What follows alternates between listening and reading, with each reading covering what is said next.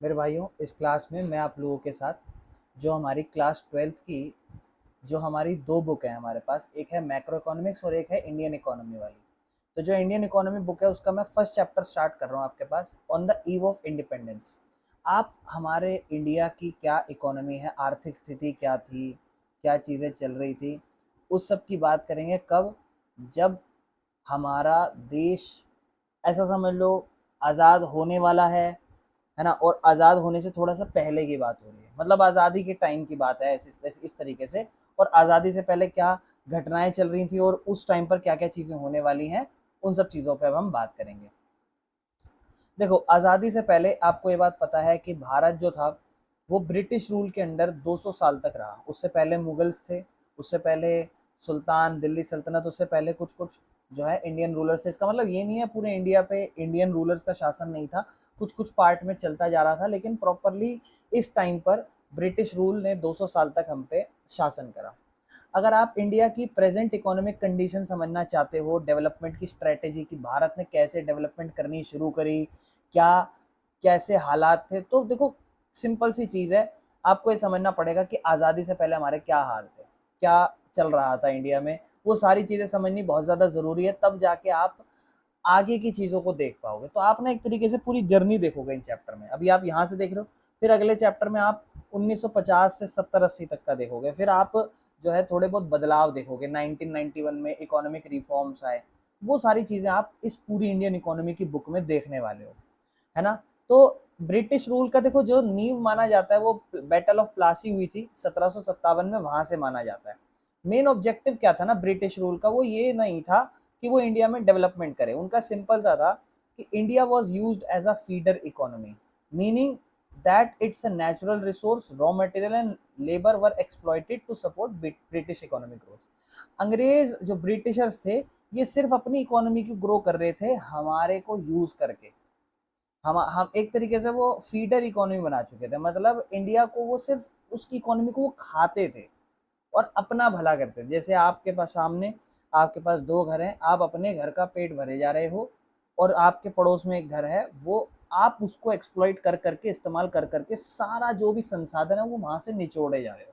आपको नहीं फर्क पड़ रहा वहां क्या अच्छा हो रहा है क्या बुरा हो रहा है, आपको नहीं फर्क। आप बस अपने घर के बारे में सोचे जा रहे हो कि आपका खुद का सब सही हो जाए। तो अंग्रेज भी, ब्रिटिशर्स भी यही चाह रहे थे। इंडिया ने फाइनली 1947 15 अगस्त को आज़ादी ली, और लगभग क्या कहते हैं, दो शतक, मतलब 200 साल तक कॉलोनियल रूल मतलब कॉलोनीज बनाना, ये एक दूसरी जगह कॉलोनी बनाते थे ना अंग्रेज, वो रूल खत्म हुआ था। तो अब ये एक इंट्रोडक्शन था इस चैप्टर का पूरा। अब हम समझेंगे कि जब अंग्रेजों का शासन चल रहा है, उस टाइम पर इकोनॉमिक विकास कैसा चल रहा है। तो देखो, जब अंग्रेज आए थे तो उससे पहले तो इंडिया बहुत अच्छी इकोनॉमी चल रहा था, स्ट्रॉन्ग इकोनॉमी था। तो इंडियन इकोनॉमी ब्रिटिश रूल से पहले, मतलब मेन फीचर अगर हम बात करें तो क्या क्या था, देखो, prosperous economy. India economically develop था और आत्मनिर्भर था, व्यापार और कॉमर्स अच्छे चल रहे थे, और इंडिया जो था उसके जो गुड्स थे वो हाईली डिमांडेड थे इंटरनेशनल मार्केट में। ये अंग्रेजों के आने से पहले की बात हो रही है, ठीक है ना। और इसके बाद एग्रेरियन इकोनॉमी, मतलब सबसे मेन अपने इंडिया में एग्रीकल्चर ही मेन सोर्स था लोगों के जीने का। 2/3 आबादी तो देखो एग्रीकल्चर ही करती थी, डायरेक्टली इनडायरेक्टली। और अच्छा खासा इंडिया हैंडीक्राफ्ट इंडस्ट्री के नाम से जाना जाता था, क्योंकि यहाँ पर ये बहुत चलता था। इंडिया बहुत ही फेमस था हैंडीक्राफ्ट इंडस्ट्रीज के लिए, ठीक है ना। अगर आप देखोगे तो खास करके जैसे कपड़ों का टेक्सटाइल हो गया, सिल्क का ना, कॉटन सिल्क, या मेटल का कोई धातु का काम हो गया, या कुछ कुछ प्रीशियस स्टोन हो गया, ये सब कलाकारी चलती थी इन्होंने। तो इंडियन हैंडीक्राफ्ट प्रोडक्ट पूरे वर्ल्ड वाइड जाना जाता था, क्योंकि बढ़िया क्वालिटी थी और बड़े ही कलाकार लोग थे। टेक्सटाइल इंडस्ट्री बंगाल में क्या था, सबसे फेमस टेक्सटाइल प्रोडक्ट था इंडिया का वॉज मुस्लिन, ठीक है। मुस्लिन एक बड़ा ही प्यारा सा कॉटन का फैब्रिक होता था, जो ढाका, जिसे डक्का कहा जाता है, जो आज के टाइम पे बांग्लादेश है, वहां पर बनता था। डक्काई मुस्लिम, ये पूरे वर्ल्ड वाइड में फेम लेता है बहुत ज़्यादा, और ये एक्सपोर्ट होता था, मतलब यहाँ से माल जाता था यूरोप में, मिडल ईस्ट में और फॉरेन मार्केट्स में जाया करता था। एक फाइनेस्ट वैरायटी मुस्लिम की मलमल, मलमल शाही, या मलमल खास इस तरीके से जानी जाती थी। ये नेम इंडिकेट करते थे कि ऐसा कपड़ा जो राजा या रॉयल फैमिलीज के लिए बने। फिर ये सब बात हो रही है अंग्रेजों के आने से पहले। अब कॉलोनियल इकोनॉमिक पॉलिसी क्या थी? जब ब्रिटिश रूल चल रहा था तो उस टाइम पे जो इकोनॉमिक पॉलिसीज थी वो ऐसे डिजाइन करी गई थी कि वहां पर इंडियन इंटरेस्ट नहीं, ब्रिटिशर्स के इंटरेस्ट पे फोकस करा जाए, है ना, rather than promoting Indian development. मतलब भारत को विकास नहीं करना, वो अगर राज भी कर रहे हैं ना, शासन भी चला रहे हैं, तो वो सिर्फ ये सोच रहे हैं कि भरना अपने को अंग्रेजों का, मतलब ब्रिटिशर्स का ही है, इनका नहीं, फायदा देखना। तो इंडिया एक सप्लायर बना दिया था कच्चे माल का। मतलब वो अब क्या करते थे ना, हैंडीक्राफ्ट इंडिया का खत्म कर दिया था। वो सिर्फ इंडिया को यूज करते थे, वहां पे कॉटन, जूट, इंडिगो, चाय, इन सब की कच्चे माल बने और ब्रिटिश इंडस्ट्री में ये माल बन के, कच्चा माल बन के जाए। और इंडिया एक मार्केट बन चुका था जो ब्रिटिश के लिए, फॉर ब्रिटिश मैन्युफैक्चर्ड गुड्स। मतलब जो फिनिश गुड्स थे ना, वो ब्रिटिश फैक्ट्रीज में बनते थे और वो वापस उन्हें इंडियन मार्केट्स में लाके बेचा जाता है। यानी कि हमारा कच्चा माल ले लेते थे हमसे, फिर उसको अपनी खुद की फैक्ट्रीज में लेके जाते थे और वापस बना के हमें वापस लाके बेचते थे। तो अच्छी चीज लग रही होगी आपको? नहीं, इंडिया एक तरीके से सिर्फ सप्लायर बन गया था कच्चे माल का। इंडिया सप्लायर कच्चे माल का बन गया था, वो माल बना के नहीं बेच पा रहा था। और देखो, कोई भी देश अगर सिर्फ कच्चा माल व्यापार कर पाता है ना, तो आप ये नहीं कह सकते हो कि वो सही मायने में वो देश डेवलप हो पाएगा। वो इसलिए नहीं हो सकता क्योंकि इसको इस्तेमाल करके इससे क्या फिनिश गुड्स बन रहे हैं वो बनाना बहुत ज़रूरी है, वरना आप कुछ नहीं कर पाओगे। तो एक कंज्यूमर जो ब्रिटिश फिनिश गुड्स प्रोडक्ट के थे, वो हमसे अब रह गए थे कि हम सिर्फ वहाँ से हमारा ही कच्चा माल हम वो ले जाते थे, वहाँ बनाते थे और फिर लाके हमें ही बेचते थे।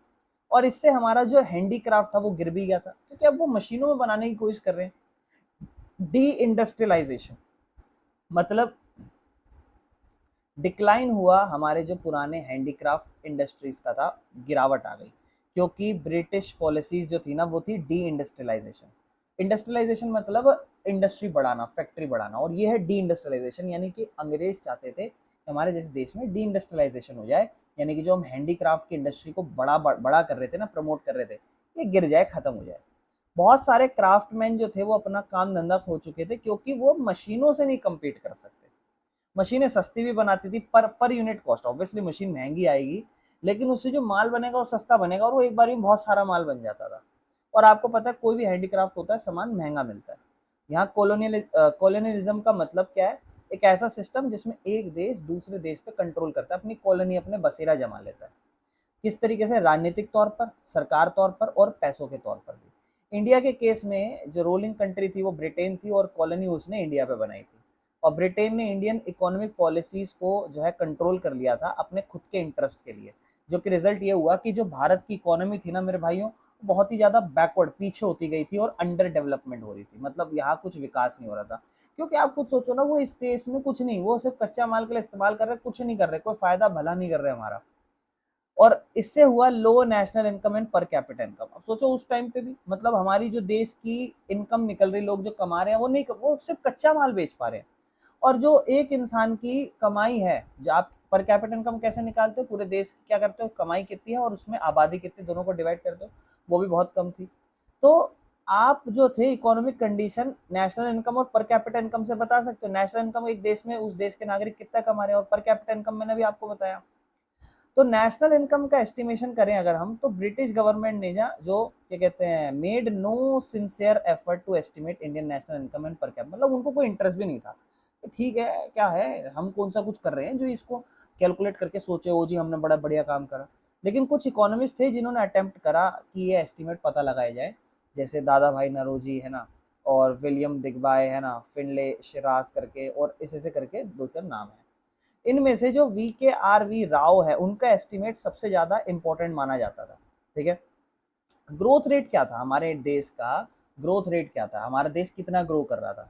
कहता है, स्टडीज ने बताया कि रियल आउटपुट जो था ना, वो मतलब जो एक्चुअल में हम आउटपुट जो बना रहे हैं, माल ग्रो कर रहे हैं, वो 2% से ज्यादा भी एक साल में ग्रो नहीं कर पा रहे।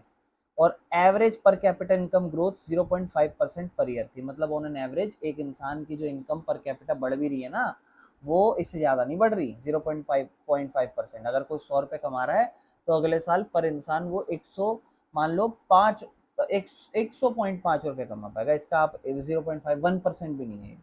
ये दिखाता है कि इकोनॉमिक ग्रोथ बहुत ही ज़्यादा स्लो थी हमारी। ठीक है, तो ये हमारे हाल चल रहे थे अंग्रेजों से पहले क्या चल रहा था, फिर अंग्रेज आए वो किस चीज़ पे फोकस कर रहे थे, उन्होंने क्या चीज़ पे फोकस नहीं करा, हमें क्या क्या नुकसान पड़ रहे थे, ये सारी चीज़ों पे हमने बात करी। ठीक है, अब हम बात करते हैं एग्रीकल्चर सेक्टर की। देखो, इंडियन इकोनॉमी जो ब्रिटिश रूल में थी ना, वो प्रीडोमिनेंटली रूरल और एग्रीकल्चरल थी। मतलब जो हमारी इकोनॉमी थी ना, वो गाँव में और एग्रीकल्चरल थी। ज़्यादातर फीचर क्या, देखो 85% आबादी गाँव में रहती थी और आधे से ज़्यादा लोग तो थे वो खेती बाड़ी पे डिपेंड थे। एक लार्ज एग्रीकल्चरल पॉपुलेशन है, लेकिन फिर भी भारत जो है ना, वो इतना समान नहीं बना पा रहा था कि वो अपने आप को जीवित रख सके। सेल्फ सफिशिएंट फूड नहीं बना पा रहा था वो, खुद को अपने आप को देश को खिलाने के लायक, और इतना कच्चा माल भी नहीं बना पा रहा था। अब इसका मतलब एग्रीकल्चर पे इतना डिपेंड है लेकिन वो बढ़ नहीं रही। तो क्या ऐसा कारण है? जमींदारी सिस्टम मोस्ट इंपॉर्टेंट रीजन था एग्रीकल्चर रुकने का, कि जमींदारी सिस्टम इंट्रोड्यूस कर रखा था। ये इंट्रोड्यूस करा था लॉर्ड कॉर्नवेलिस ने, जो 1793 1793 में इंट्रोड्यूस करा था, और ये परमानेंट सेटलमेंट सिस्टम भी कहलाता है। क्या सीन था जमींदारी सिस्टम में?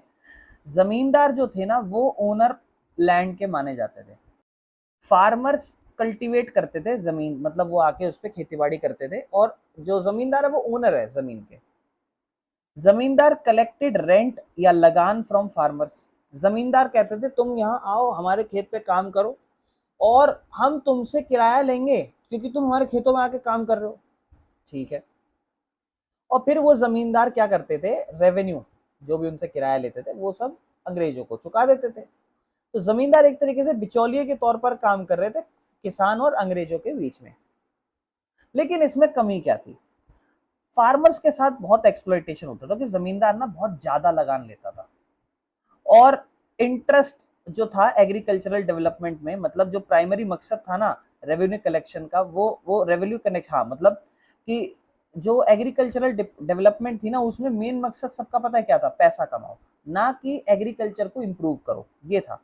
पोवर्टी अमंग फार्मर्स, जब लगान चुका देता था किसान तो उसके पास बहुत ही कम पैसा बचता था जिससे वो अपने आप को जीवित रख सके, कर्जे में आने लग जाता था, और कोई एग्रीकल्चरल इन्वेस्टमेंट नहीं थी। मतलब ना तो ब्रिटिश सरकार ना ही जमींदार एफर्ट कर रहे थे कि वो इस खेती को बेहतर कर सके, इम्प्रूव कर सके। जब आप एक चीज बार बार कर रहे हो तो आप उसमें ज्यादा पैसा कमाने के लिए, उसमें ग्रोथ लाने के लिए कुछ चीजें चेंज करने की कोशिश करते हो ना, वो ग्रोथ पे नहीं ध्यान दिया जा रहा था। ना पानी सिंचाई देने पे, ना फार्मिंग टेक्नोलॉजी पे, ना पैदावार पे, कहीं पे कुछ ध्यान नहीं दिया, बस पैसा कमाने पे ध्यान दिया जा रहा था। इससे जमींदारी सिस्टम का क्या प्रभाव पड़ा कि पैदावार बहुत ही कम हो गई थी, फार्मर बहुत गरीब हो गए थे, कर्जे में आ चुके थे, एग्रीकल्चरल डेवलपमेंट रुक गया था। मतलब विकास जो एग्रीकल्चर का होना था ना, वो रुक गया था, वो विकास कुछ नहीं हो रहा था, स्टेगनेंट था, रुका हुआ था, और फूड प्रोडक्शन भी इतना ज्यादा नहीं हो रहा था। तो ये सबसे बड़ा नुकसान था एग्रीकल्चर खराब होने का। आगे चलते हैं, कमर्शियलाइजेशन ऑफ एग्रीकल्चर। जब ब्रिटिश रूल चल रहा था तो एग्रीकल्चर को ट्रांसफॉर्म कर दिया था from a system meant for self consumption to one meant for market sale. अब पहले के टाइम पे देखो, अपने जो लोग थे ना, जो खेती बाड़ी भी क्यों करते थे, खुद का अनाज बनाने के लिए। लेकिन अब क्या ट्रांसफॉर्म कर दिया कि लोगों का मकसद पहले खुद खुद की कंजम्पशन के लिए था, लेकिन अब क्या, बनाओ, खुद मत खाओ, इतना बनाओ कि मार्केट में बेच सको, कमर्शियलाइजेशन करना। एक होता है खुद के इंटरेस्ट के लिए आप कोई चीज बना रहे हो, और एक कमर्शियल जिसको बेचने के लिए आप बना रहे हो। ठीक है ना? तो कमर्शियलाइजेशन मतलब एग्रीकल्चर में जो है क्रॉप्स, मतलब बंदा खेतों में खेतीबाड़ी करेगा लेकिन मार्केट में बेचने के लिए, अपने खुद के बनाने के लिए नहीं। शुरुआत में जो किसान थे ना, वो ज्यादातर जो फूड क्रॉप्स को ग्रो करते थे वो अपने खुद के लिए करते थे, अपने परिवार के लिए करते थे। लेकिन ब्रिटिश रूल के दौरान उनको एनकरेज करा गया कि भैया कैश क्रॉप्स ग्रो करो, ऐसी क्रॉप जो मतलब, अब इंसान गेहूं चावल ये सब उगाए खुद को खिलाने के लिए, लेकिन कैश क्रॉप्स अंग्रेज बोलते थे अरे ये सब क्या कर रहे हो, कैश क्रॉप्स प्रोड्यूस करो, कपड़ों की खेती, cotton, jute, groundnut, sugar cane. और फार्मर्स को ऑफर किया जाता था कि इसमें तुम्हें ज्यादा पैसा मिलेगा अगर तुम इसकी खेती करोगे तो। इससे भी कंडीशन बेहतर नहीं हुई, क्योंकि लगा कि यार चलो कोई नहीं, अंग्रेज बोल रहे हैं, ये सब काम करने के लिए तो अब तो फिर इम्प्रूवमेंट होनी चाहिए, ऐसा नहीं हुआ, क्योंकि ये क्रॉप्स मेनली कच्चे माल के लिए यूज की जाती थी और एज अ रिजल्ट कल्टीवेशन जो थी ना अब वो फूड क्रॉप से कैश क्रॉप होती गई, लेकिन इससे भी कोई फायदा नहीं हो पा रहा और इंडियन फार्मर्स करना भी नहीं चाहते थे ये। लेकिन यही कमर्शलाइजेशन से, अब देखो ये कमर्शलाइजेशन ही तो है, इंसान अपने खेती करता है, उसकी खुद की मर्जी है, वो खुद खाएगा, इस्तेमाल करेगा, अपने परिवार में बांटेगा, थोड़ा बहुत बच गया तो मार्केट में बेच देगा। लेकिन अंग्रेजों ने बोला भाई ऐसा नहीं करो, पहली बात तो तुम ये सब मत उगाओ, कैश क्रॉप्स उगाओ, कपड़े की खेती करो, अब उस कपड़े को खाओगे तो नहीं, हमें बेचो। कमर्शलाइजेशन, मार्केट सेल करने के लिए, इससे पड़ गया फेमिन, भुखमरी। अंग्रेज जो थे लगातार इस कच्चे माल की, और कच्चे माल की डिमांड क्यों कर रहे हैं वो, ताकि वो अपनी इंडस्ट्री में लेके जाएं, बेचे। इससे हुआ क्या, फार्मर्स को एनकरेज करा गया कि कमर्शियल क्रॉप्स करो, और फूड क्रॉप कल्टीवेशन धीरे धीरे गिर गया, मतलब खेती की जो प्रोडक्शन थी वो गिर गई। और इंडिया को फोर्स करा गया कि वो एक्सपोर्ट कर सके फूड ग्रेन टू ब्रिटेन। समझ रहे हो कि आप, जबरदस्ती इंडिया को फोर्स करा गया कि आप फूड के जो ग्रेन्स हैं वो एक्सपोर्ट करो ब्रिटेन को। ग्रेजुअली बहुत सारे फार्मर ने जो है अपने लिए एक तरीके से वो इतना नहीं बना पा रहे थे, रोक दिया था कि मतलब क्या कहते हैं, बहुत सारे फार्मर रुक गए थे producing enough food for themselves, instead of growing food वो मार्केट से जाके खरीदने लग गए थे, इतना सीन होने लग गया था, ठीक है ना। और इससे उनकी खुद की जो आत्मनिर्भरता थी वो भी खत्म हो गई, क्योंकि बना रहे हैं, बना के खुद नहीं खा सकते, वो देना पड़ेगा। फूड ग्रेन कम हुआ, प्रोडक्शन कम हुआ, ठीक है ना, और प्रोडक्शन कम हुआ, फूड शॉर्टेज बहुत ही ज्यादा कॉमन हो गई, और एक फेमिन, भुखमरी पड़ गई ब्रिटिश रूल में। और इसी कमर्शलाइजेशन से अंग्रेजों की इंडस्ट्री को तो बहुत फायदा हुआ, लेकिन इंडियन एग्रीकल्चर और फूड सिक्योरिटी की एस्टेसी हो गई। इसके बाद लो लेवल ऑफ प्रोडक्टिविटी भी थी भाई, एग्रीकल्चरल प्रोडक्टिविटी जो थी ना वो हमेशा से ही लो थी अंग्रेजों के टाइम पे, क्योंकि तकनीक में सुधार नहीं था, पुराना तरीका इस्तेमाल करते थे खेती का, और मॉडर्न टेक्नोलॉजी लाएंगे तो ही तो चीजें बढ़ेंगी ना, वो बहुत ही रेयर यूज होती थी। उसके बाद सिंचाई की भी बढ़िया फैसिलिटी नहीं थी, पानी की, बहुत से लोग तो मौसम पे डिपेंड करते थे, मॉनसून पे, और बहुत ही कुछ कम इरिगेशन के प्रोजेक्ट थे जो ला रखे थे। ना के बराबर उर्वरक का यूज होता था, फर्टिलाइजर का, साइंटिफिक फार्मिंग मेथड जो थे ना बहुत ही कम यूज होते थे। इससे क्या हुआ, इससे एग्रीकल्चरल पैदावार ज्यादा नहीं होती थी, इंसेंटिव नहीं थे इन्वेस्टमेंट के लिए। फार्मर जो थे ना वो ना तो उनके पास पैसा था लगाने को, और ना ही कोई मोटिवेशन देता था कि हमसे कर्जा वर्जा लेके कर रहे हो ताकि तुम्हारा मुनाफा ज्यादा हो, तुम अमीर बन जाओ, ये वो, इस चीज की भी मोटिवेशन नहीं थी, क्योंकि उन्हें पता है लगान चुकाना पड़ेगा। एजुकेशनल सपोर्ट भी नहीं था, ब्रिटिश गवर्नमेंट जो थी ना वो एग्रीकल्चर की एजुकेशन, टेक्निकल एजुकेशन या गांव के विकास में इतना पैसा नहीं खर्च करती। समझ रहे हो क्यों नहीं करेगी, वो नहीं चाहती आप पढ़े लिखो बनो, वो नहीं चाहते, हाँ वो ये चाहते हैं आप क्रिश्चियन बन जाओ, वो चाहते हैं आप उनकी एजुकेशन को एक्सेप्ट करो, मगर वो ये नहीं चाहते हो कि आप डेवलप करो। समझ रहे हो, एज अ रिजल्ट जो मॉडर्न टेक्नोलॉजी थी वो फार्मर में फैल ही नहीं सकी कभी। रिजल्ट, एग्रीकल्चरल प्रोडक्टिविटी हमेशा से ही लो रही। अगला, इन्वेस्टमेंट में थोड़ी कमी थी, एग्रीकल्चरल में ना एक शॉर्टेज थी इन्वेस्टमेंट की, बहुत कम ही पैसा सिंचाई पे, टेरेसिंग पे, जो टेरेस फार्मिंग होती है ना, स्लोप में बड़े बड़े पहाड़ों पे टेरेस फार्मिंग होती है, या फ्लड कंट्रोल करने में, है ना, बाढ़ को रोकने में, या जो ड्रेनेज फैसिलिटीज थी, पानी बहाव, इन सब में, इन सब पे काम ही नहीं किया जा रहा।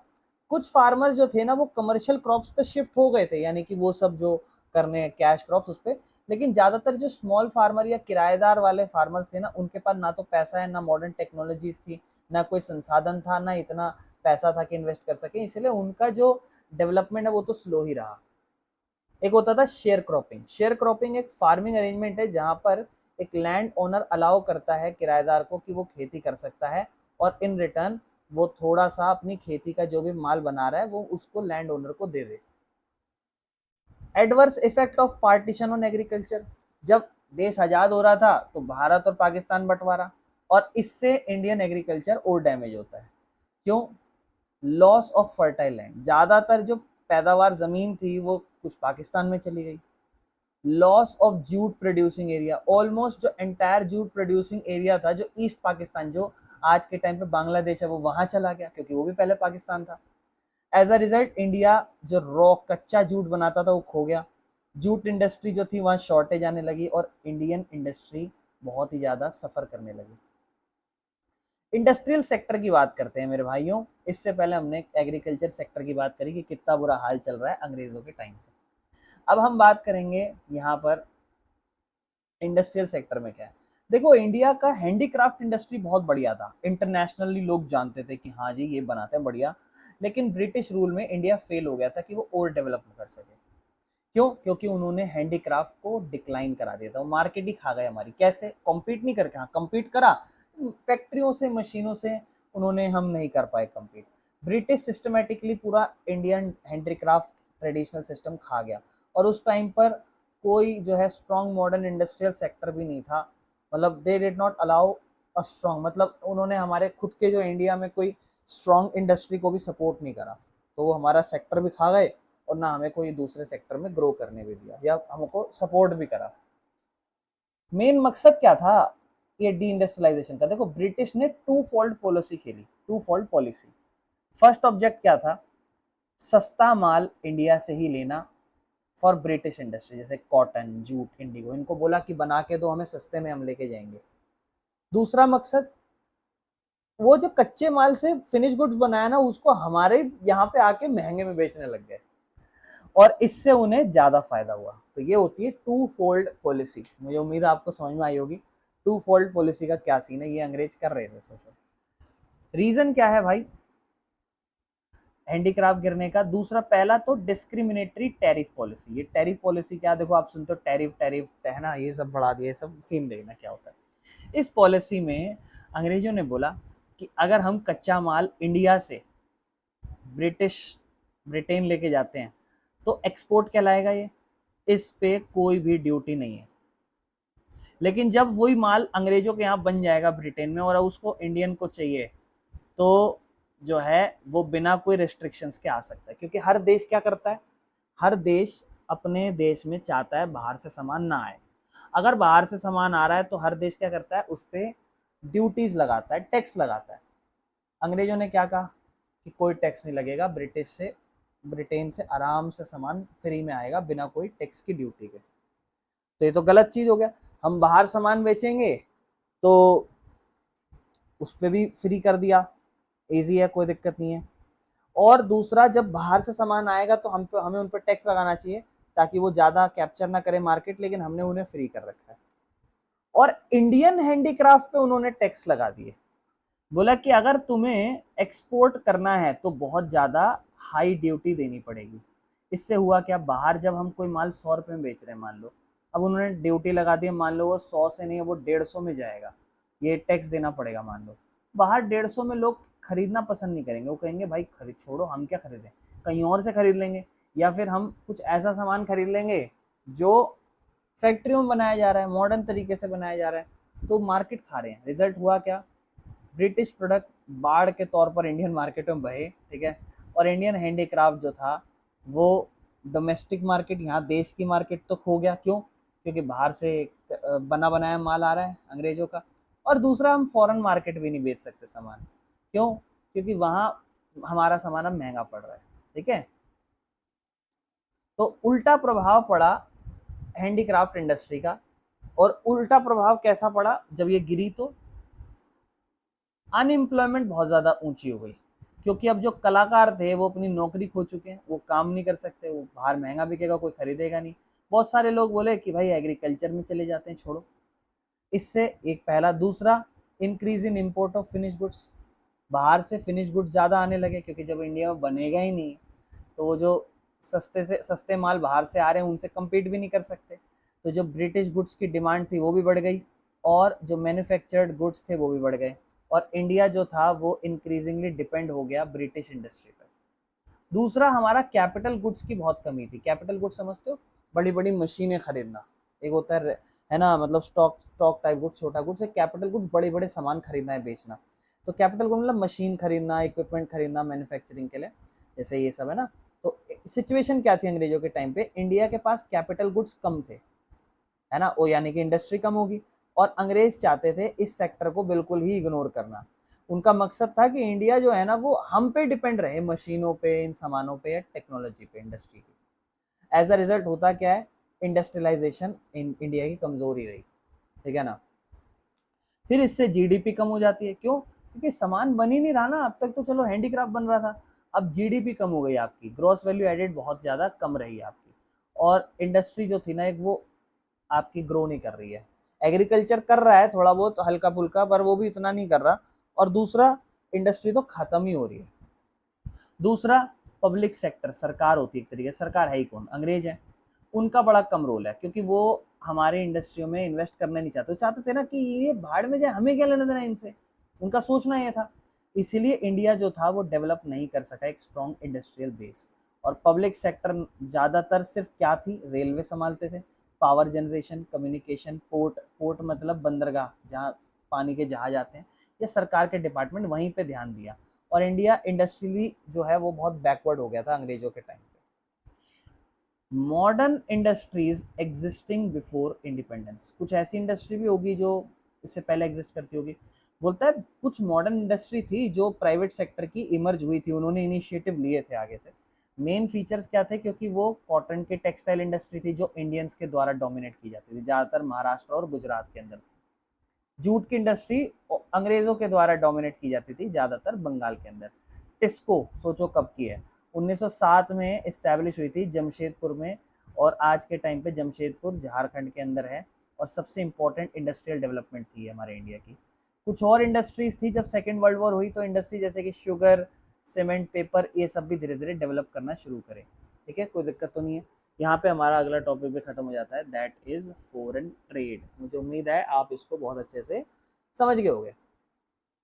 अब आगे चलते हैं भाई। फॉरेन ट्रेड क्या है? India had been important trading nation since ancient time.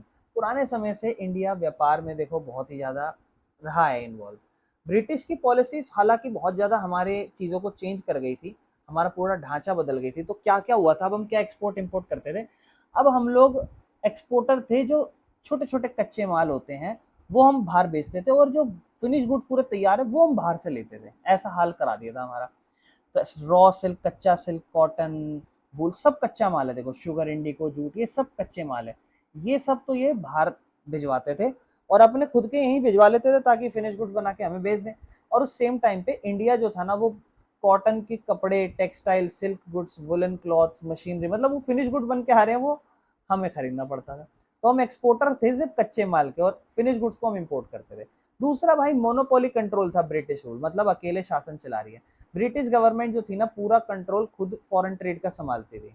More than half of India trade was conducted with Britain. हमारा जो भारत का ट्रेड था ना वो मेरे भाइयों बहुत सारा तो ब्रिटेन ही कंट्रोल करता था। सोचो इतना सारा, मतलब हम जो व्यापार भी कर रहे हैं ना वो आधे से ज्यादा ब्रिटेन से ही कर रहे हैं।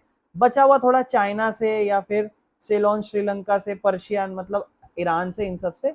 और ब्रिटिश के जो इकोनॉमिक इंटरेस्ट थे वो अनप्रोटेक्टेड ही थे, मतलब sorry, remain interest, British economic interest remain protected, मतलब वो अपने इंटरेस्ट को बचा के रख रहे थे। अगला, अपने इंटरेस्ट बचा के रखना इन द सेंस कि वो सिर्फ ये चाह रहे थे कि हमसे सामान खरीदते रहे, हमारा मेन इंटरेस्ट जो है वो बचा रहे। ठीक है, इस तरीके से। अगला, drain of Indian wealth during British rule. One of the harmful effect British rule का वो था कि हमारी वेल्थ ड्रेन होती गई थी। इंडिया एक्सपोर्ट ज़्यादा करता था देन इट्स इम्पोर्टेड, और इससे क्या होता था, हमारे पास पैसा बहुत ज़्यादा हो जाता था। मान लो 100 तुम बाहर बेच रहे हो, 50 खरीद रहे हो, तो तुम्हारे पास 100 रुपये था। इंडिया एक सरप्लस बेनिफिट करता था, लेकिन जो प्रॉफिट थे ना वो इंडिया में रहते ही नहीं थे। ब्रिटिश उस सरप्लस को यूज़ करता था अपने खुद के पैसों के लिए। और एक्सपोर्ट क्या करता था वो, उसको उससे अपने खुद के सिस्टम चलाता था, ऑफिस को चलाता था। ठीक है ना, वो क्या करता था, अपने ब्रिटिश ऑफिस को जो ब्रिटेन के अंदर है, इंडिया में भी नहीं, उनको पैसा चुकाता था। ठीक है ना, और फाइनेंस करता था ब्रिटिश वॉर को, मतलब जो भी पैसा होता था वो अपने वॉर में खर्च कर देता था। और आपको पता है वर्ल्ड वॉर में भी ये अच्छा खासा इन्वॉल्व था।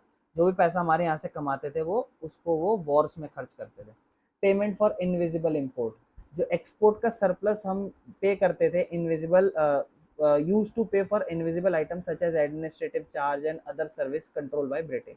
कुछ और सिस्टम भी जो कंपनी के सिस्टम हैं, या कुछ और सर्विसेज जो ब्रिटेन कंट्रोल कर रहे हैं, कुछ हिस्सा वहां पे लगा दिया जाता था। रिजल्ट में होता क्या था कि इंडिया का जो पैसा था ना वो अच्छा खासा आ तो रहा था, लेकिन हमारे देश से हाथों हाथ जा भी रहा था, हमें कोई फायदा नहीं हो रहा था। हम एक्सपोर्ट ज्यादा कर रहे हैं, इम्पोर्ट कम है, पैसा आ रहा है हमारे पास, पर नहीं, वो सारा अंग्रेज ही कंट्रोल कर रहे हैं। ट्रेड थ्रू स्विस कैनाल, आपने सुना होगा इस कैनाल के बारे में। ये एक आर्टिफिशियल वाटरवे लोकेटेड है इजिप्ट के अंदर, और ये पूरा मेडिटेरेनियन सी और रेड सी को आपस में जोड़ के रखता है, व्यापार आसान हो जाता है, सस्ता पड़ जाता है। ये 1869 में खुल चुकी थी, और इसका फायदा ये था कि इंडिया और ब्रिटेन के बीच में व्यापार बढ़िया तरीके से हो जाता था। ठीक है, पहले ज्यादा समय लेता था, अफ्रीका से पूरा घूम के बाहर आता था, अब सही होता था। तो जब ये खुला था तो ट्रांसपोर्ट का खर्चा कम हो गया था, और ट्रेवल टाइम भी कम हो गया था, और इंडियन मार्केट तक आना आसान हो गया था, और व्यापार इंडियन और ब्रिटेन में बढ़ गया था। लेकिन जो डिस्टेंस कितना कम हुआ था, 5100 माइल्स के आसपास, और स्विस कैनाल जो थी बहुत ज्यादा इंपॉर्टेंट वाटरवे बन चुका था, बहुत इकोनॉमिक तरीके से। ठीक है ना, तो ये भी कुछ एक बार आपको थोड़ा सा बताया गया। इसके बाद the next topic is demographic condition, यानी कि यहाँ थोड़ा बहुत आपको आबादी या डेमोग्राफी कैसी है उस सब चीज़ों के बारे में बताया गया है। ठीक है, कोई दिक्कत तो नहीं है। अब हमें समझना है ये डेमोग्राफिक कंडीशन क्या है, इसका मतलब समझना है। आओ स्टार्ट करते हैं। कहता है भाई, डेमोग्राफिक कंडीशन जो थी ना इंडिया की, जब ब्रिटिश रूल चल रहा था, तो बहुत ही ज़्यादा पिछड़ी और बहुत ही ज़्यादा अंडर डेवलप्ड इकोनॉमी थी। ठीक है ना। सबसे पहला जो देखो, डेमोग्राफिक मतलब क्या होता है ना, डेमोग्राफिक मतलब होता है लोगों के हिसाब से, इनके डेटा के हिसाब से क्या क्या चीज़ें चल रही हैं, क्या है क्या नहीं है। ठीक है। और इंडिया का सबसे पहला सेंसस हुआ था 1881 में, 1881 में। ऑल दो उसमें कुछ लिमिटेशंस थी, लेकिन फिर भी वो एक अच्छी खासी जानकारी हमें दे देता है पॉपुलेशन के बारे में। और सेंसस जो होता है वहां से पता चला कि हर 10 साल में होगा। और 1921 जो था ना, वो ईयर था ऑफ ग्रेट डिवाइड। मतलब क्या हुआ था भाई इसमें, 1921 से पहले इंडिया जो था ना, वो first stage of demographic transition में चल रहा था। बर्थ रेट और डेथ रेट दोनों ही ज्यादा होते थे, बच्चे पैदा भी ज्यादा हो रहे हैं, मर भी ज्यादा रहे हैं। पॉपुलेशन जो थी ना, वो रुकी हुई थी, कोई ऐसा नहीं था बढ़ रही है। ठीक है, बच्चे ज्यादा पैदा होते थे, मरते भी ज्यादा थे। लेकिन 1921 में डेथ क्या हुआ ना, अब इसके बाद डेथ कम होने लग गई, तो पॉपुलेशन अब फिर ज्यादा होने लगी। क्योंकि ऐसा तो हुआ नहीं कि बच्चे पैदा कम हो रहे हैं, मरने अब कम लग गए हैं, और पैदा की तो बात ही नहीं कर रहे। तो इससे हुआ कि आबादी बढ़ने लगी, और इंडिया का जो सेकंड स्टेज था डेमोग्राफिक ट्रांजेक्शन, ये यहाँ से स्टार्ट हुआ था। इसे ईयर ऑफ ग्रेट डिवाइड भी कहते हैं। और यहाँ से आज तक आप सोच ही सकते हो, अब एक तरीके से हम नंबर 1 पे ही हैं। मेन फीचर क्या है डेमोग्राफिक कंडीशन का, high birth rate high death rate, ये चल रहा था, है ना, एक तरीके से। खैर, बर्थ रेट होता क्या है कि एक साल में 1000 बच्चे अगर पैदा, मतलब क्या कहते हैं, एक पर 1000, मतलब कितने हजार में से कितने बच्चे पैदा। जैसे बर्थ रेट 50 है, जैसे मान लो 48 पर 1000, इसका मतलब हजार, क्या कहते हैं, जितने भी लोग हैं वो 48 पैदा हो रहे हैं एक साल में। डेथ रेट की बात करें तो हजार में से कितने लोग मर गए, उस तरीके से रेट होता है, यानी कि 40 पर 1000, इस तरीके से। दोनों ही बहुत ज़्यादा हैं। ठीक है। और लिटरेसी, साक्षरता दर, पढ़ाई का दर बहुत ही ज़्यादा कम था। ठीक है ना। लिटरेसी रेट ओवरऑल तो 16%, मतलब 100 में से 16 लोग भी पढ़े लिखे नहीं थे, और औरतें तो 7 ही थी, तो बहुत ही ज़्यादा बुरा हाल है। हेल्थ कंडीशन भी बहुत बुरी थी। ठीक है ना, मतलब लोगों की बात हो रही है अब यहाँ पे। पब्लिक हेल्थ सर्विस बहुत ही ज़्यादा या तो अनअवेलेबल था, मतलब बाहर जाके हेल्थ की सर्विस आपके लिए है ही नहीं, ये बहुत ही कम पर्याप्त है। पानी से भरी हुई बीमारियां, हवा से भरी बीमारियां, और भारी मात्रा में लोग इन बीमारियों से मर रहे हैं।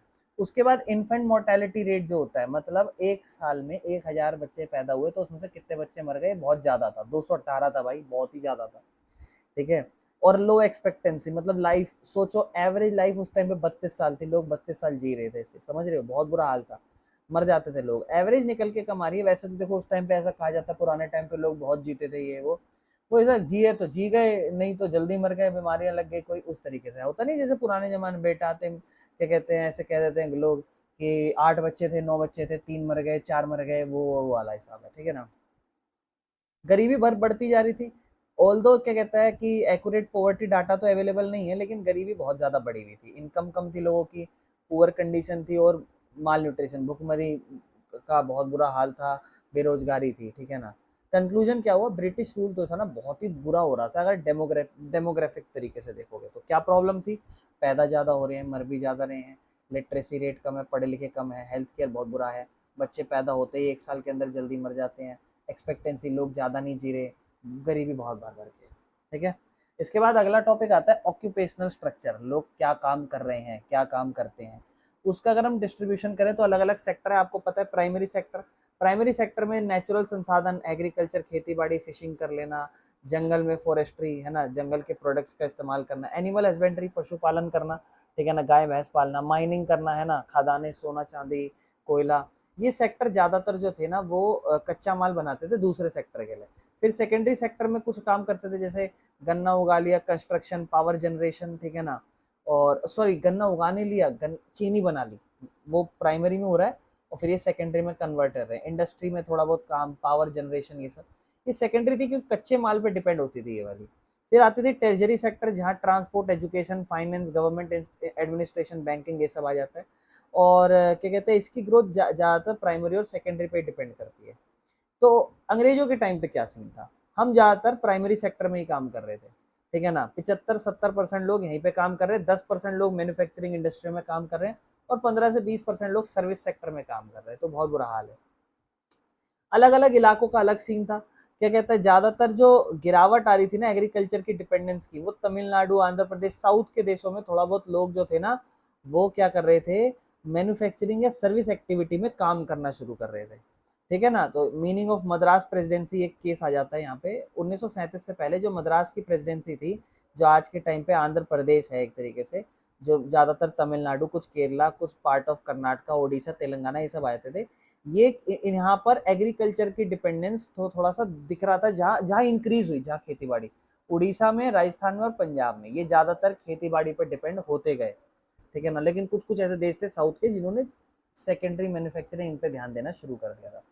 इंफ्रास्ट्रक्चर की बात करते हैं अगर हम, इंफ्रास्ट्रक्चर का क्या सीन है। इंफ्रास्ट्रक्चर रेफर्स टू ऐसी एक्टिविटीज या ऐसी फैसिलिटीज या सर्विसेज जो आपको अपने, जैसे सिंपल सी चीज़ है, आपको प्राइमरी एक्टिविटी करनी है, सेकेंडरी करनी है, सब चीज़ करनी है, तो उसके लिए रोड अच्छे होने चाहिए, ट्रांसपोर्ट अच्छा होना चाहिए, सिस्टम, हेल्थ केयर, ये सब चीज़ें, ये इंफ्रास्ट्रक्चर कहलाता है। इंफ्रास्ट्रक्चर को तो एक तरीके से रोड से ही सबसे ज़्यादा नापा जाता है।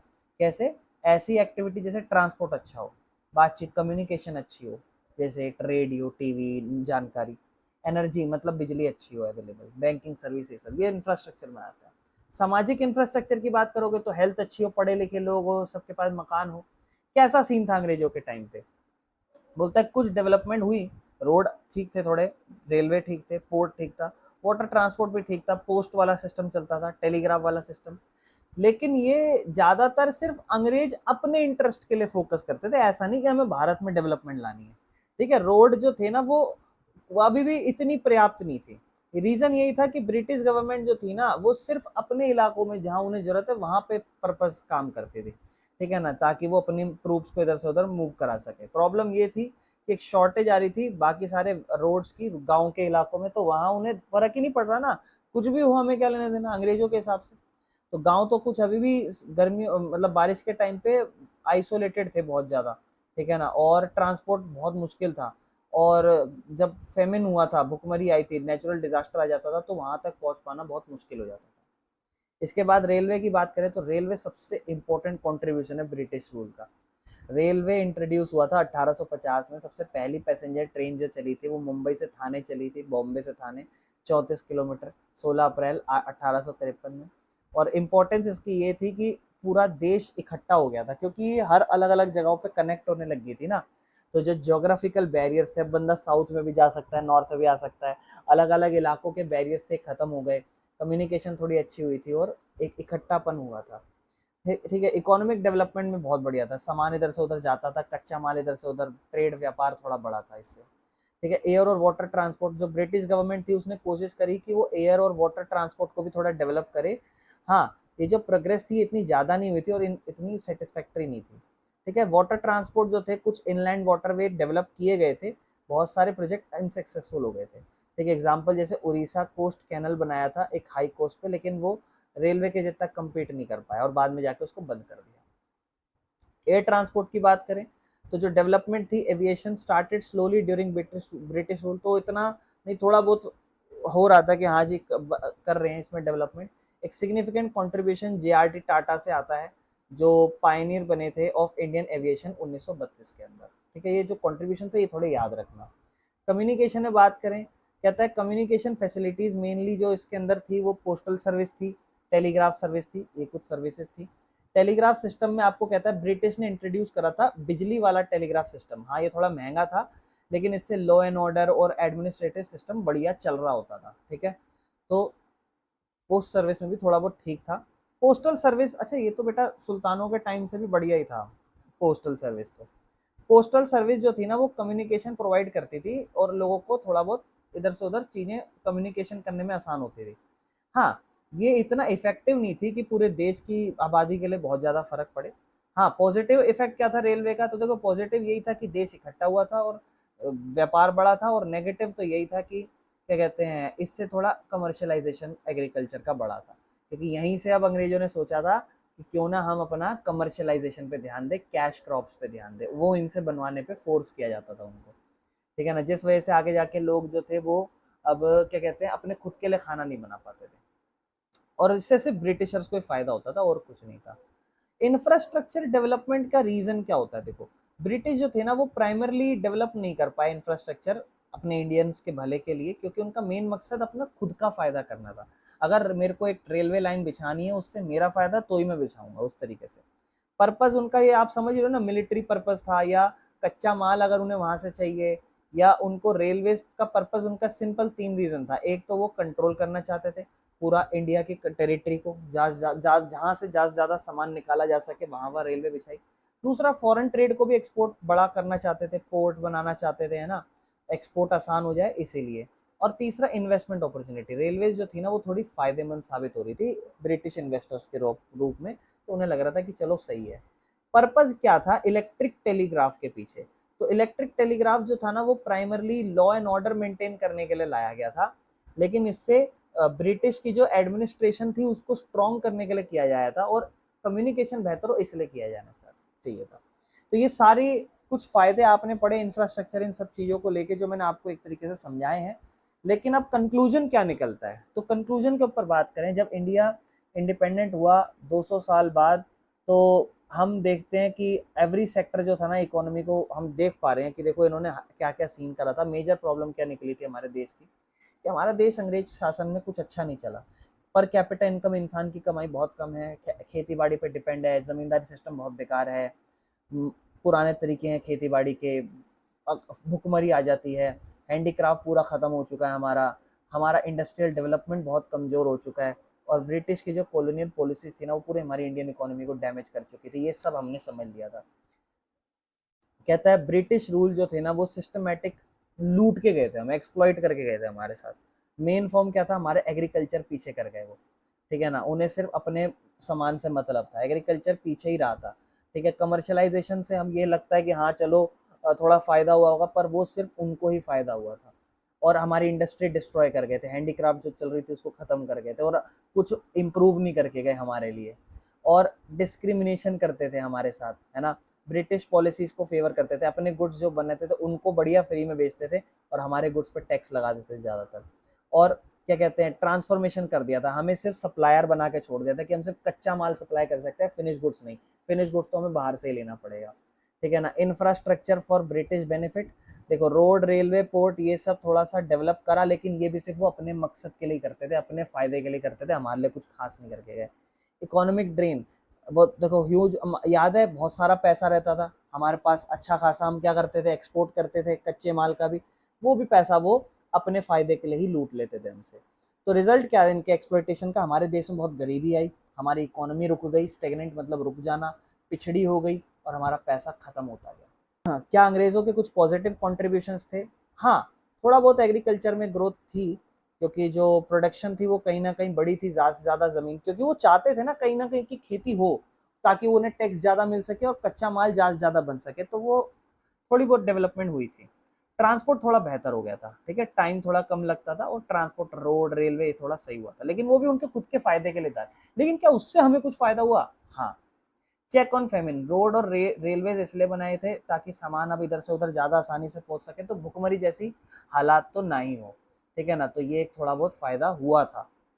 यूनिफॉर्म मॉनेटरी सिस्टम, ब्रिटिश ने क्या करा था ना, जो एक हर जगह सेम इंडियन पैसों का सिस्टम चलेगा, वो जिसे कहते हैं कॉइनेज एक्ट, 1835 में इन्होंने करेंसी सिस्टम बनाया था।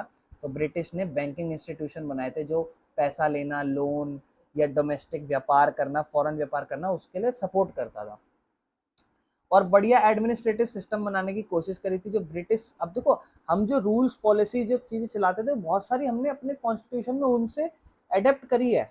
ऐसा नहीं है कि हमने कुछ भी नहीं करा, ऐसा भी नहीं है कि हमने बिल्कुल कॉपी कर लिया, समझ के करा भाई हर तरीके से। जब देश आजाद हुआ तो इंडियन लीडर्स ने अपने एडमिनिस्ट्रेटिव स्ट्रक्चर को अपने खुद के देश के लिए भी यूज करना चाहा, ठीक है ना। तो स्टेट अवस्था कैसी थी इंडिया इंडिया की जब देश आजाद हो रहा था? हम कॉलोनियल थे, थोड़ा फ्यूडल भी थे, स्टेगनेंट, पिछड़ा, डिप्लेटेड कह लो, एम्पुटेटेड कह लो, ये सब वर्ड आप याद कर सकते हो। ठीक है, कॉलोनियल मतलब इंडियन इकोनॉमी जो थी ना वो मेनली अंग्रेजों को ही सर्व कर रही थी, उनके भले के लिए ही काम कर रही थी।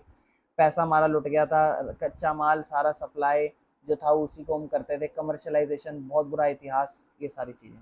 सेमी फ्यूडल इकोनॉमी क्यों थी भाई हमारी? कॉलोनियल तो आपको पता ही है कि अंग्रेजों के अधीन थे हम लोग। जब देश आजाद हो रहा था तो इंडिया जो था ना उसने फ्यूडलिज्म और कैपिटलिज्म दोनों के कैरेक्टर दिखाए। फ्यूडलिज्म कैरेक्टर कैसे दिखाया हमने? फ्यूडल मतलब वो जो जमींदारी सिस्टम था। बाहर आप फ्रांसीसी क्रांति पढ़ चुके, बहुत सारी चीजें पढ़ चुके, आपने देखा होगा वो सेकंड क्या होता था, 3 कैटेगरीज में लोग डिवाइडेड होते थे। जमींदार वाले लोग हमसे थोड़े ऊंचे ही तो होते थे, हमसे हाई लगान चार्ज करते थे, तो थोड़ा थोड़ा कहीं ना कहीं हमारे साथ बुरा होता था, एक्सप्लॉइटेशन होता था। तो ये थोड़ा फ्यूडल सिस्टम चलता आ रहा है, लेकिन थोड़ा थोड़ा कैपिटलिज्म भी चलता था। जो मॉडर्न इंडस्ट्री थी उनसे कहीं ना कहीं दो नई क्लासेस उभरी, कैपिटलिस्ट लोग, लेबर लोग। तो इससे हुआ क्या, फ्यूडल और कैपिटलिस्ट दोनों ही कैरेक्टर्स थे हमारे देश में। ठीक है ना। समझ में नहीं आया? फ्यूडल सिस्टम समझो, फ्यूडल सिस्टम जमींदारी सिस्टम चल रहा है, और कैपिटलिस्ट सिस्टम कि जमींदारी सिस्टम है लेकिन उसके अलावा कुछ कैपिटलिस्ट पूंजीपति लोग भी थे या लेबर्स लोग भी थे जो थोड़ा आजाद रह के अपने हिसाब से काम करेंगे। तो दोनों का मिक्स था एक तरीके से। हमारी इकोनॉमी रुकी हुई थी, बहुत ही ज्यादा रुकी हुई थी। एग्रीकल्चर और रियल आउटपुट आपको याद है, नेशनल इनकम 2% से भी ज्यादा, और पर कैपिटा इनकम 0.5, ये लिख सकते हो। बैकवर्ड इकोनॉमी थी, प्रोडक्टिविटी बहुत कम थी, पर कैपिटा इनकम कम थी, फार्मिंग मेथड सही नहीं थे, हाई बर्थ रेट था, डेथ रेट भी ज़्यादा था, अनपढ़ लोग भरे पड़े थे, मतलब अनएजुकेटेड लोग भरे पड़े थे, गलत बोल दिया। ठीक है, मतलब जो है अनएजुकेटेड लोग ज़्यादा थे, सिर्फ 100 में से 16 लोग पढ़े लिखे थे। बहुत बुरा हाल है ना ये। डिप्लेटेड इकोनॉमी है, डेप्रिशिएटेड इकोनॉमी, मतलब एक ऐसी इकोनॉमी जहां पर हमारा जो असेट्स है ना वो खत्म हो चुका लगभग, और वो रिप्लेस ही नहीं हुआ लगातार यूज करने के बाद। नई इंडस्ट्रियों को आने का कुछ हुआ ही नहीं। ब्रिटिश रूल के टाइम पे देखो, जब सेकेंड वर्ल्ड वॉर हुई थी तो इंडियन इंडस्ट्री जो थी ना वो अपनी नॉर्मल कैपेसिटी के बियॉन्ड काम कर रही थी। ठीक है ना, जितना करना चाहिए उससे भी बहुत बुरा। फैक्ट्री और मशीनरी बहुत ही ज़्यादा, बहुत बुरा हाल था, क्योंकि अंग्रेज हमें लाने भी नहीं दे रहे थे ना, और टेक्नोलॉजी वो हमको डिपेंड करवा रहे थे अपने ऊपर। ब्रिटिश ने कोई सीरियस एफर्ट नहीं लगाया उसको रिप्लेस करने के लिए, और हमारी जो इकोनॉमी थी वो डिप्लेटेड इकोनॉमी थी, डेप्रिशिएटेड इकोनॉमी थी। एम्प्यूटेटेड इकोनॉमी मतलब ऐसी इकोनॉमी जो डिवाइडेड या कट हो चुकी है अलग अलग हिस्सों में। मतलब ऐसी इकोनॉमी जो डिवाइड हो चुकी है, कट हो चुकी है अलग अलग हिस्सों में, इकोनॉमी को अलग अलग हिस्सों में कट या डिवाइड कर दिया ऐसी इकोनॉमी। यही तो करता था डिवाइड एंड रूल, क्या जाति के आधार पर, धर्म के आधार पर, भाषा के आधार पर, अंग्रेज यही तो करते थे। इंडिया पाकिस्तान का पार्टीशन आया, ये बहुत बड़ा इम्पैक्ट है। और इससे प्रॉब्लम क्या हुई थी, रिफ्यूजी वाला सिस्टम हुआ था, इधर से उधर लोग आ रहे हैं जा रहे हैं, फिर उनको रहने के लिए जगह मिल रही है, गरीबी बढ़ रही है, बहुत सारी प्रॉब्लम। कच्चे माल की शॉर्टेज होना, जब इधर से उधर बटेंगे तो दो हिस्सों में, मान लो पहले वाले में पाकिस्तान में ज़्यादा खेती होती थी, जूट की होती थी जो बांग्लादेश में होती है, तो वो सब नुकसान हमें मिल जाता था। ठीक है मेरे भाइयों, मैंने पूरी कोशिश करी है आपको इस चैप्टर को बहुत बढ़िया तरीके से हर एक जानकारी को समझाने की कोशिश करी है, और मुझे उम्मीद है आपको चैप्टर समझ में आ गया होगा। यहाँ पे हमारा इकोनॉमिक्स का first chapter, Indian economy on the eve of independence, खत्म हो चुका है।